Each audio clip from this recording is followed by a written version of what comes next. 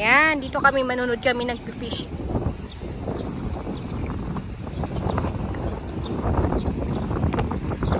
Mga ilang oras yan bago makahuli. Hindi mag-aantay tayo dito hanggang may mabingoy siya. Nangitim tayo nito dito.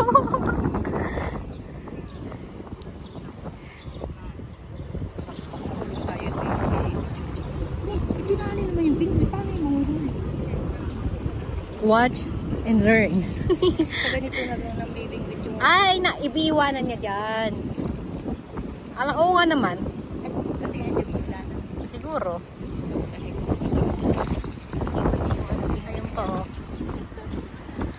Oo nga naman, kasi bantayan niya. Ayun, ang dami namin. Tapos baka may bingwit din siya doon na ano, sa kanya din. Sa kanya din siguro yung Oo. So, ayan, dito kami manonood kami ng mamingwit.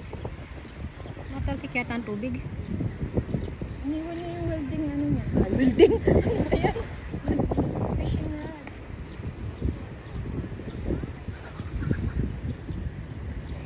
Tapos doon pa sa number 4. Doon tayo doon. Parang biyag. Ah.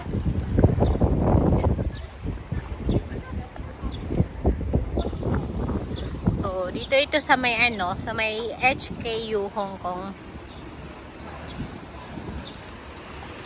Madagat, mahangin.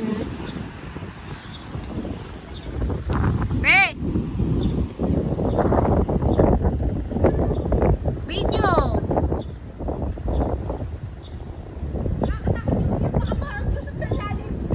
Marunong ka naman lumangoy.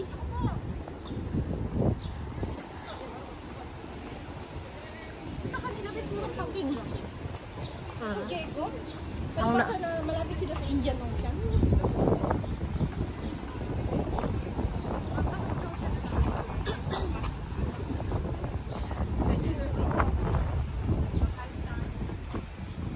Hi! Welcome to my channel.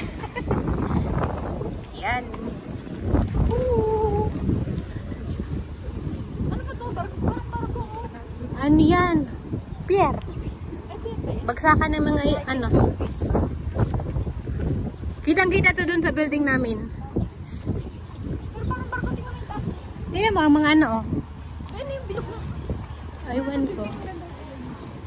Sa to. Parang mangyan lang eh. Ayan, oh. Ay, style barko rin siya eh. Oo. Kitang-kita dun sa building namin, eh. Nagigitna pa ako, may mga nag-jogging na. Ang dami namimingwit. Ay, Kunti pa nga yan ngayon kasi ganito ang weather. Pag maganda ang panahon.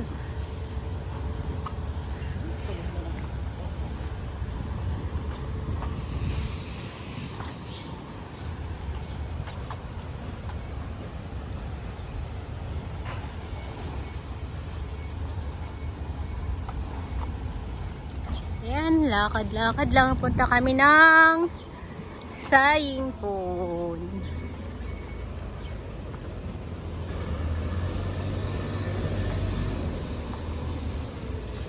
Ito yung daan. May banyo din pala dito. oo, lumabas ako. Kasama si Chas. Yung pinunta ko. Alam mo.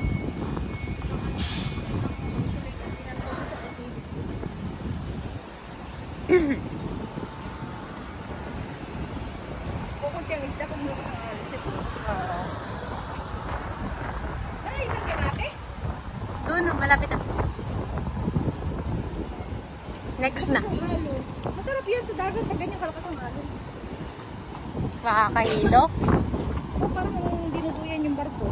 Tapos pati bituka mo. Alam mo ba yung gano'n nakalaki na pero yung masasakyan sa Mindoro pagka yung mabilis sa 45 minutes Batangas to Malapan.